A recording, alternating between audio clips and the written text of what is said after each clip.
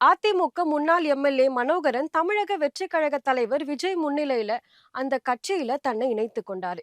2016ஆம் ஆண்டு நடைபெற்ற சட்டப்பேரவை தேர்தல்ல தென்காசி மாவட்டம் வாசுதேவநல்லூர் தொகுதியில அதிமுக சார்பில் போட்டியிட்டு வெற்றி பெற்ற மனோகரன் 2021 பேரவை தேர்தல்ல போட்டியிட்டு தோல்வியடைந்தாரு.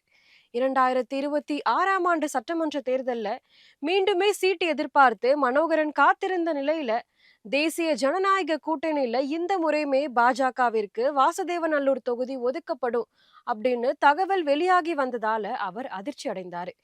இந்த நிலையில சென்னையில தாவேக தலைவர் விஜயை சந்தித்த மனோகரன் தாவேகாவில் தன்னை இணைத்துக் கொண்டார்.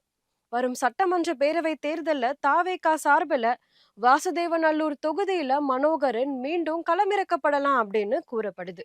சட்டப்பேரவை தேர்தல் நெருங்கி வரும் நிலையில தேர்தலை எதிர்கொள்ள திமுக, அதிமுக உள்ளிட்ட பிரதான கட்சிகள் தயாராகி வரும் நிலையில மற்றொரு புறம் அரசியல் பிரபலங்கள் கட்சி மாறும் படலமும் அரங்கேறி வருது.